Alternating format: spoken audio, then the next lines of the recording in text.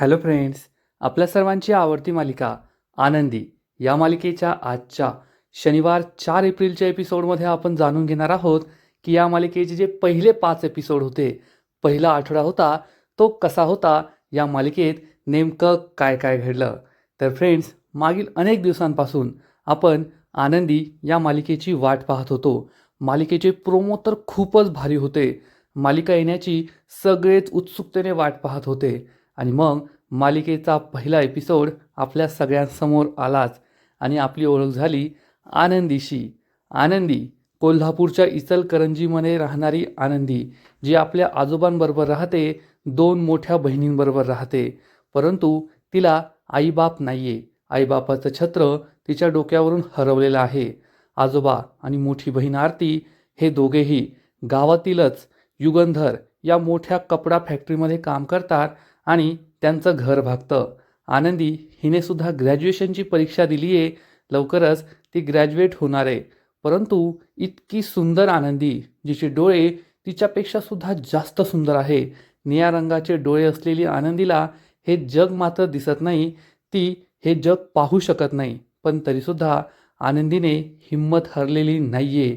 एवढं असूनसुद्धा ती ग्रॅज्युएट झाली आहे. फक्त ग्रॅज्युएटच झाली नाही, तर संपूर्ण केंद्रात परत आली. आणि खरंच ती अतिशय हुशार आहे, तल्लख बुद्धीची आहे.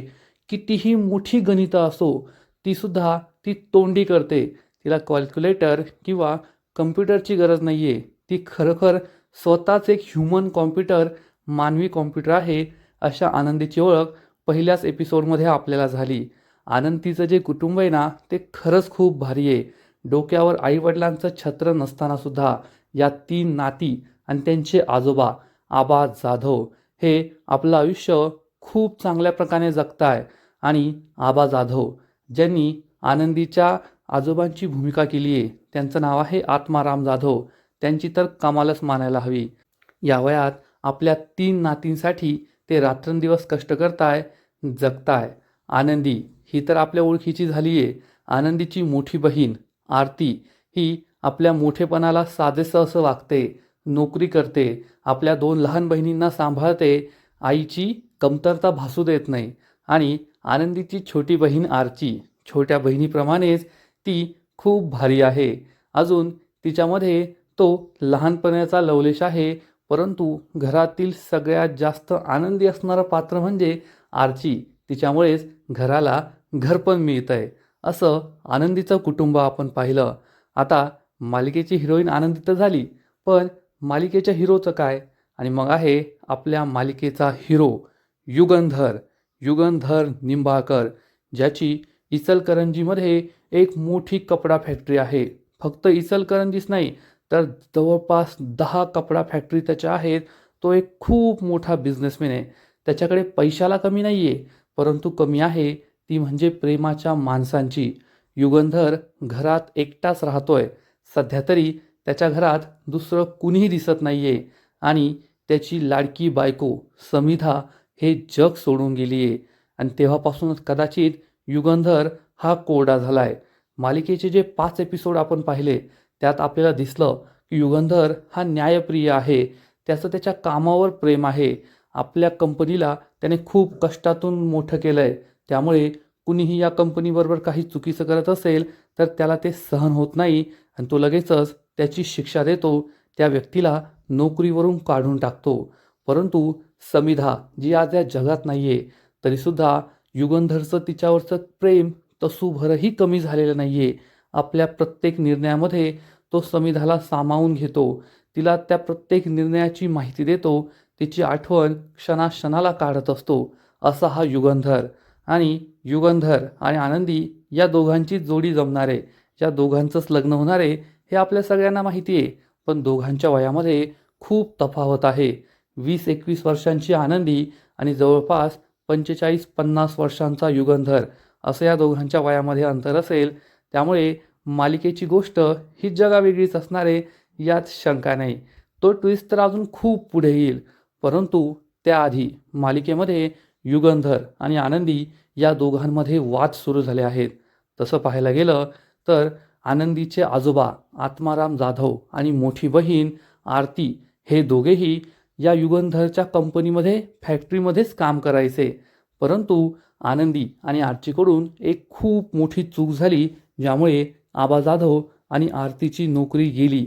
पहिल्या एपिसोडमध्येच आपण पाहिलं होतं की आबा जाधव हे आता वयस्कर झाल्यामुळे कंपनीच्या अकाउंटची कामं, कंपनीच्या अकाउंटची फाईल घरी घेऊन यायचे आणि मग आनंदी त्यांना ही फाईल पूर्ण करण्यासाठी मदत करायची. परंतु एक दिवस युगंधरने ही फाईल मागितली आणि मग त्यांचे जे सेक्रेटरी आहेत शिर्के यांनी आबा जाधवांना फोन करून लवकरात लवकर फाईल मागून घेतली. आबा जाधवांनी आपल्या नाती आनंदी आणि आर्चीला या फाईल शिर्केंकडे पोचवायला सांगितलं. या दोघीही युगंधरच्या बंगल्यावर पोहोचल्या, परंतु बंगल्याचं सौंदर्य पाहून बंगला आतमधून कसा असेल हे पाहण्याची त्यांची इच्छा झाली आणि मग या दोघीही युगंधरची परवानगी न घेता आनंदी आणि आर्ची या बंगल्यात गेल्या. ही गोष्ट युगंधरला समजली आणि युगंधरला हे पटलेलं नाहीये. माझ्या परवानगीशिवाय माझ्या खाजगी मालमत्तेत कुणीही यायचं नाही, माझ्या वस्तूंना हात लावायचा नाही, असा त्याचा नियम आहे. आर्ची आणि आनंदी यांनी हा नियम मोडलाय. त्याचबरोबर आनंदीच्या हातून घरातील एका फ्रेमला सुद्धा हात लागला होता. ही फ्रेम युगंधर आणि समिधाची होती. युगंधरच्या हे लक्षात आलं होतं. त्याने आनंदी आणि आर्चीला हा प्रश्न सुद्धा विचारला, तुम्ही घरातील एखाद्या वस्तूला हात लावला का? आनंदी सत्य सांगणार होती, पण आर्चीने घाबरून खोटं सांगितलं. नाही नाही, आम्ही कशालाच हात नाही लावला. आणि हीच गोष्ट युगंधरला आवडली नाही. या मुली खोटं बोललात आणि खोटारड्या लोकांना माझ्या कंपनीत, माझ्या आयुष्यात स्थान नाही. त्यामुळे युगंधरने चक्क या खोटेपणाची शिक्षा आबा जाधव आणि आरतीला दिली आहे. या दोघींनाही नोकरीवरून काढून टाकलंय. ही गोष्ट आनंदीला कळलेली नव्हती. आबांनी ठरवलं होतं की आनंदीला हे कळू द्यायचं नाही, नाहीतर ती स्वतःला दोषी ठरवेल की मी खोटं बोलले, मी बंगल्यात गेले म्हणून आबा आणि आरतीची नोकरी गेली. आणि मग त्यानंतर आला यात्रेचा दिवस. यात्रेचा दिवस तर खरंच खूप भारी होता, कारण त्या दिवशी युगंधर हा मंदिराच्या जीर्णोद्धारासाठी पोहोचणार होता. तो तेथे मुख्य अतिथी होता आणि आनंदीसुद्धा आपलं भारूड सादर करणार होती. आनंदीला हे जग पाहता येत नाही, परंतु तिच्यामध्ये उपजतच असे अनेक गुण आहेत जे सामान्य माणसांमध्ये नसतात. आजच्या काळात एखाद्या तरुण मुलीने एवढं सुंदर भारूड सादर करणं म्हणजे खरंच ती किती टॅलेंटेड आहे याचंच हे उदाहरण आहे. यात्रेचा दिवस, यात्रेचा जो एपिसोड होता तो सुद्धा खूपच भारी होता. या दिवशी आपल्याला आनंदी ही किती भारी आहे, त्याचबरोबर ती एखाद्या लहान मुलीसारखी पाण्यातसुद्धा बसते, तिला बांगड्यासुद्धा हव्या आहेत, तिला स्वच्छंदीपणे हे जग पाहायचं आहे, आयुष्य जगायचं आहे हे सुद्धा आपल्याला कळून येतं. आणि त्यानंतर आनंदी ही मालक साहेब म्हणजे युगंधर समोर आपलं भारूडसुद्धा सादर करते. सतयुगातील राजा आणि कलियुगातील राजा यांच्यामध्ये काय फरक आहे हे ती दाखवून देते. परंतु येथे सुद्धा युगंधरचा पुन्हा एकदा गैरसमज होतो. त्याला असं वाटतं की आनंदी ही कलियुगातील राजा मला समजतीये आणि मलाच टोमणा मारतीये की कलियुगातील राजा हा कसा स्वार्थी आहे, अन्यायी आहे आणि त्याने माझ्या आजोबांची, आबा जाधवांची आणि मोठ्या बहिणीची नोकरी हिरावून घेतली. त्यामुळे युगंधरला खूप राग आला. आरती ही आनंदीला थांबवत होती की नाही, तू मालक साहेबांना भेटायला जाऊ नको. परंतु आनंदीच्या मनात असं काहीच नव्हतं. उलट आनंदीला ही गोष्ट खात होती की त्या दिवशी मी खोटं बोलले, मी खोटं बोलायला नको होतं. मी साहेबांना सांगायला हवं होतं की हो, तुमच्या घरातील वस्तूंना मी हात लावला होता. ती फोटो फ्रेम माझ्या हातातून पडली आणि मी परत ठेवून दिली होती. परंतु ही गोष्ट जेव्हा आनंदी युगंधरला सांगायला जाते तेव्हा युगंधर हा तिच्यावरच ओरडतो, तिच्यावरच चिडतो आणि तिला ठणकावून सांगतो, तुला काय वाटतं, तू माझ्यासमोर असं भारूड गाशील आणि माझी तुलना कलियुगातील राजाशी करशील की मी कसा स्वार्थी आहे, कशी स्वतःची खळगी भरतो, गोरगरिबांवर, माझ्या नोकरांवर अन्याय करतो आणि मी तुझ्या आबांची नोकरी परत देईल का? आणि हे ऐकून आनंदीला जबर धक्काच बसतो, कारण हाच तो क्षण असतो जेव्हा आनंदीला समजतं की युगंधरने, मालक साहेबांनी तिच्या आबांना आणि मोठ्या बहिणीला नोकरीवरून काढून टाकलंय आणि याचं कारण म्हणजे तिचा खोटेपणा. ती युगंधरच्या बंगल्यात परवानगीशिवाय गेली होती. त्याच्या वस्तूंना हात लावला होता आणि मी कुठेच हात लावला नाही असं खोटं बोलली होती. त्यामुळे आनंदीला जबर धक्का बसला आहे आणि युगंधरने ठरवलं आहे की आनंदी खोटी आहे आणि तिच्या आबांना परत नोकरीवर ठेवायचं नाही. फ्रेंड्स, खरंच पहिल्या 5 एपिसोडमध्ये तर आपल्याला युगंधरचा रागच आला. युगंधर हा त्याची कंपनी उत्तम प्रकारे सांभाळतो, परंतु त्याने आबा जाधवांबरोबर जे काही केलं ते कोणालाच आवडलेलं नाही आहे. मान्य आहे की आबांची चूक झाली. त्यांनी कंपनीची फाईल ही कामासाठी घरी नेली होती. त्याचबरोबर आनंदी आणि आर्ची परवानगीशिवाय युगंधरच्या घरामध्ये शिरल्या. त्या खोटं बोलल्या, परंतु जेव्हा शिर्केसारखा माणूससुद्धा युगंधरला समजावून सांगत होता की आबांनी आपलं संपूर्ण आयुष्य या कंपनीसाठी दिलं आहे, परंतु युगंधरला त्याचं काहीच देणं घेणं नाही आहे. कोणतीही कंपनी मोठी होते, एखादा व्यवसाय मोठा होतो, तर त्यात त्या मालकापेक्षा तेथे अनेक वर्षांपासून काम करणाऱ्या, सुरुवातीपासून काम करणाऱ्या लोकांची खूप मेहनत असते. त्यांनी आपलं संपूर्ण आयुष्य या कंपनीसाठी वाहिलेलं असतं आणि वयाच्या या पडावावर जेथे आबांना दुसरी नोकरी भेटू शकत नाही, त्यांच्यावर एवढ्या मोठ्या जबाबदाऱ्या आहेत, तेव्हा त्यांना या चुकीसाठी माफ केलं जाऊ शकत होतं किंवा मग त्यांच्या मुलींच्या लग्नाची, शिक्षणाची जबाबदारी घेता आली असती. त्यांना महिन्याला काही ठराविक रक्कम देता आली असती. परंतु युगंधरने याचा विचार न करता, कसलाही विचार न करता आबांना नोकरीवरून काढून टाकलं. फक्त नोकरीवरूनच नाही काढलं, तर त्यांच्या मोठ्या नातीलासुद्धा नोकरीवरून काढलं. आणि जेव्हा आबांनी युगंधरला समजवण्याचा प्रयत्न केला, या वयात मी आता काय करणार, माझ्यावर 3 नातींची जबाबदारी आहे, त्यांची शिक्षणं, त्यांचं लग्न, मी त्यांना काय खाऊ घालणार, तेव्हा युगंधर हा अतिशय उद्धटपणे म्हणाला, हा तुमचा खाजगी प्रश्न आहे, त्याबद्दल मला काही सांगायचं नाही, मी त्यात काही करू शकत नाही. त्यामुळे आबा खूप दुःखी झाले होते. नोकरी जाण्याचं दुःख तर होतं, पण आता आपल्या त्या 3 नातींना कसं पोसायचं, त्यांचं भविष्य कसं घडवायचं, त्यांना काय खाऊपिऊ घालायचं, आपलं घर कसं चालवायचं, हा मोठा गहन प्रश्न आबांसमोर आला. आणि त्यांनी मग आपल्या शकुंतलासुद्धा विकून टाकलं, ज्या कॉम्प्युटरला मागील अनेक वर्षांपासून त्यांनी सांभाळलं होतं. आपल्या घरातील सदस्याप्रमाणे ते तिचा सांभाळ करत होते. त्या शकुंतलाला त्यांना विकावं लागलं आणि ते सुद्धा घरात खाण्यापिण्यासाठी. 1 महिन्याची सोय तर झाली, पण पुढील महिन्याचं काय, हा खूप मोठा प्रश्न आता आबांसमोर येऊन ठेपलाय. आणि इकडे युगंधर हा काही आपला हेका सोडायला तयार नाहीये. त्याने एकदा ठरवलं की ठरवलं. आणि या युगंधरची गोष्टसुद्धा खूप इंटरेस्टिंग आहे.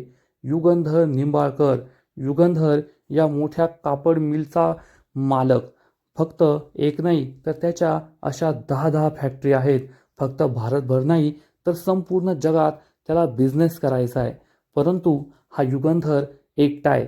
जसं मी तुम्हाला सांगितलं की त्याची बायको समिधा केव्हाच हे जग सोडून गेली आणि तो घरात एकटाच राहतो. ना आईबाप, ना कोणी दुसरे भाऊबंद, ना मुलं, काहीच नाही.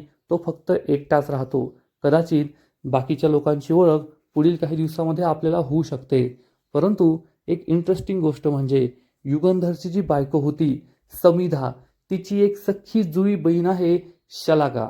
शलाका ही अगदी समिधा सारखीच दिसते आणि शलाकासुद्धा असाच एक बिझनेस करते आणि ती युगंधरची शत्रू आहे. दोघे सारखाच बिझनेस करतात आणि एकमेकांवर कुरघोडी करत असतात. आता जे युरोपचं कॉन्ट्रॅक्ट मिळवण्यासाठी युगंधर प्रयत्न करतोय, तेच कॉन्ट्रॅक्ट मिळवण्यासाठी शलाकासुद्धा प्रयत्न करते आणि या दोघांमध्ये चांगलंच युद्ध सुरू आहे. फक्त एवढंच नाही तर शलाकाचं युगंधरवर प्रेमसुद्धा होतं. तिला युगंधरशी लग्न करायचं होतं, पण युगंधरने शलाकाची जुळी सख्खी बहीण समिधाची निवड केली. त्यामुळे शलाकाला समिधाचा रागसुद्धा येतो. आता समिधाचा मृत्यू कसा झाला, यामागे सुद्धा या शलाकाचंच काहीतरी षडयंत्र होतं का, तिचा हात होता का, ही सुद्धा शक्यता असू शकते. पुढील काही दिवसांमध्ये हे सुद्धा आपल्याला समजू शकतं. पण जेव्हा या मालिकेचा प्रोमो आला होता, ट्रेलर आला होता, त्यात आपल्याला असं दिसलं होतं की आबा जाधव आनंदीला घेऊन, गावकऱ्यांना घेऊन युगंधरच्या कंपनीमध्ये येतात आणि त्याला सांगतात की तुमच्या भावामुळे, म्हणजे युगंधरच्या भावामुळे आनंदीचं लग्न मोडलंय, आता तिचं काय करायचं. आणि मग युगंधर आनंदीशी लग्न करायला तयार होतो आनंदीला स्वतःची पत्नी म्हणून स्वीकार करतो. म्हणजेच युगंधरचा कोणीतरी भाऊ सुद्धा आहे आणि या भावामुळे आनंदीचं लग्न मोडणार आहे. आज न उद्या आनंदी ही कोणाशी तरी लग्न करायचं ठरवणार. कालच्या एपिसोडमध्येच आपण या मालिकेमध्ये एक नवीन एंट्री पाहिली. वरुण नावाचा एक मुलगा जो पुण्यावरून आलाय, तो फोटोग्राफी करतोय आणि गावात येताच तो आनंदीच्या प्रेमात पडलाय. त्याला हे सुद्धा समजलंय की आनंदीला दिसत नाही तरी सुद्धा आनंदी संपूर्ण गावाला आनंद वाटतीये हे त्याला समजलंय आणि तो आनंदीच्या प्रेमात पडलाय. कदाचित पुढे जाऊन तोच आनंदीला लग्नाची मागणी घालेल आणि आनंदी आणि वरुणचंच लग्न ठरणार. पण हेच लग्न युगंधरचा भाऊ मोडू शकतो. युगंधरचा भाऊ हा कोण असेल आपल्याला अजून माहीत नाहीये, पण कदाचित त्याच्या सवयी चांगल्या नसतील. तो सुद्धा आनंदीच्या प्रेमात असेल, तिचा गैरफायदा उचलण्याचा प्रयत्न करणार आणि आनंदीचं वरुणशी लग्न मोडणार. म्हणूनच मग युगंधरला आपल्या भावाच्या चुकीसाठी आनंदीशी लग्न करावं लागणार आहे असंच दिसतंय. म्हणजे एकूणच आता या मालिकेमध्ये खूप सारे ट्विस्ट येणार आहेत. फ्रेंड्स, पहिल्या 5 एपिसोडमध्येच आनंदी मालिकेने प्रेक्षकांची मनं जिंकली आहेत. शनिवार रविवार सुद्धा ही मालिका असायला हवी, दररोज असायला हवी असं प्रेक्षकांना वाटतंय.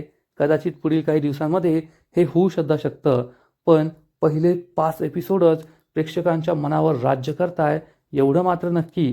कोणतीही मालिका नवीन सुरू झाल्यानंतर प्रेक्षकांमध्ये त्या मालिकेबद्दल उत्सुकता असते आणि आनंदीने ही उत्सुकता चांगलीच शिगेला पोहोचवली आहे. या मालिकेची गोष्ट तर खूप भारी आहे. आनंदीचं आयुष्य, तिचं कुटुंब, युगंधरचा दरारा हे सगळं खूप भारी आहे. गोष्ट तर प्रेक्षकांना आवडली आहे. त्याचबरोबर मालिकेचे सगळे कलाकार एक से बडखर एक आहेत. मग युगंधर आणि आबा जाधव असो, जे खूप सिनियर कलाकार आहेत, त्यांची ॲक्टिंग तर मानलीच, त्यात काही बोलण्याचा विषयच नाही आहे. त्यांचे कॅरेक्टर्स, त्यांची ॲक्टिंग खूप भारी आहे. आणि त्याचबरोबर आपली आनंदीची भूमिका ज्या अभिनेत्रीने केली आहे, खरंच तिला सलाम. तिने खूप भारी अभिनय केला आहे. तिचे ते एक्सप्रेशन, ज्या मुलीला दिसत नाही त्या मुलीची ॲक्टिंग करणं एवढं सोपं नाही आहे, परंतु खरंच या अभिनेत्रीने कमाल केली आहे आणि ती प्रेक्षकांच्या मनावर अधिराज्य गाजवणार यात शंका नाही. बाकीचे कॅरेक्टर्स, मग शिर्के असो, आरती, आर्ची, हे सगळेसुद्धा खूप भारी आहेत आणि मालिका पाहायला दिवसेंदिवस मजा येते एवढं मात्र नक्की. आणि आनंदीचं जे पात्र लिहिलं आहे ते सुद्धा खूप भारी आहे. आनंदीला हे जग दिसत नाही, पण तरीसुद्धा ती हिंमत हरलेली नाही आहे. तिने ग्रॅज्युएशन पूर्ण केलं आहे, ते सुद्धा अख्ख्या केंद्रात ती पहिली आली आहे.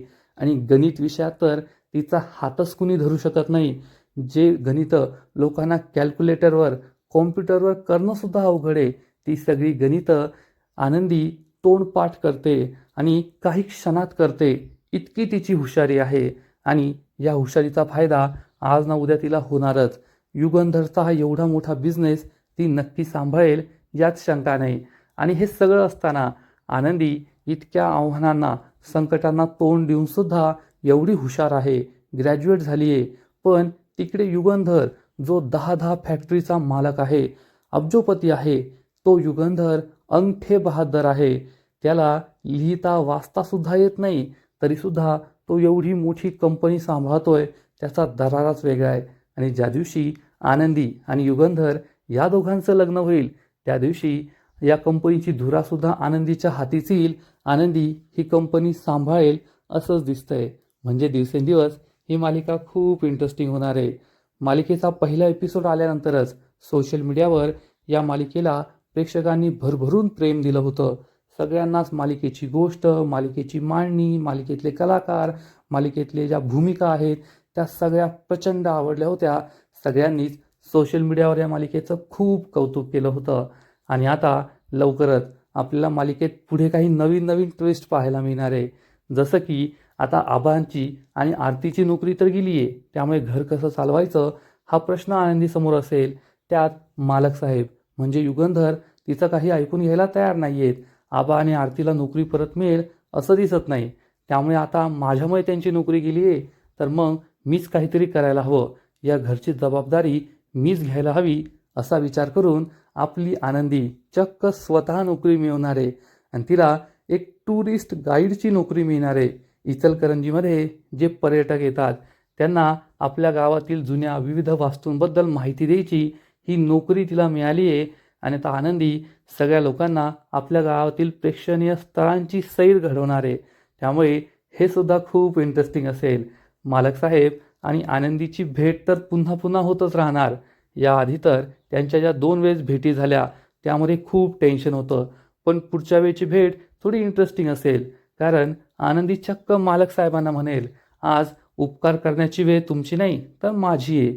मग आनंदी ही मालक साहेबांवर युगंधरवर असा कोणता उपकार करणार आहे हे पाहणं मजा येईल.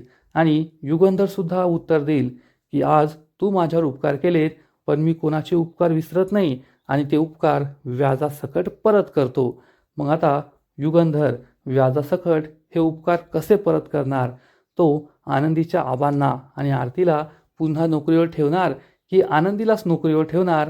आनंदी युगंधरच्या कंपनीत अकाउंटंट म्हणून कामसुद्धा करू शकते, नोकरीसुद्धा मिळू शकते. म्हणजे आता आनंदीच्या आयुष्यात एक नवीन चॅप्टर सुरू होणार आहे. आनंदीचं आयुष्य हे खरंच खूप इंटरेस्टिंग असेल यात शंका नाही. आणि ज्या दिवशी युगंधर आणि आनंदी हे दोघे एकमेकांशी लग्न करतील, या दोघांच्या वाटा एकमेकांना मिळतील, तेव्हा तर मालिकेत जबरदस्त ट्विस्ट येईल. मालिका पाहायची मजा आणखीनच वाढेल यात शंका नाही. तर फ्रेंड्स, तुम्हालासुद्धा आनंदी ही मालिका आवडली आहे का? मालिकेचे कलाकार, मालिकेची गोष्ट, ह्या सगळ्या गोष्टी आवडल्यात की एखादी गोष्ट खटकली आहे ते सुद्धा नक्कीच कमेंट करून सांगा. आणि आनंदी या मालिकेचे जर तुम्हाला पहिले 5 एपिसोड पाहायचे असतील तर चॅनलवर ते सगळे लाईव्ह आहेत, तुम्ही पाहू शकता. आणि आनंदी मालिकेचे पुढील नवीन नवीन एपिसोड पाहण्यासाठी व्हिडिओला लाईक करा, शेअर करा, चॅनलला सबस्क्राईब करून बेल आयकॉनवर क्लिक करा. म्हणजे या मालिकेचे नवीन नवीन एपिसोड तुम्हाला सगळ्यात आधी पाहायला मिळतील. खूप खूप खूप धन्यवाद.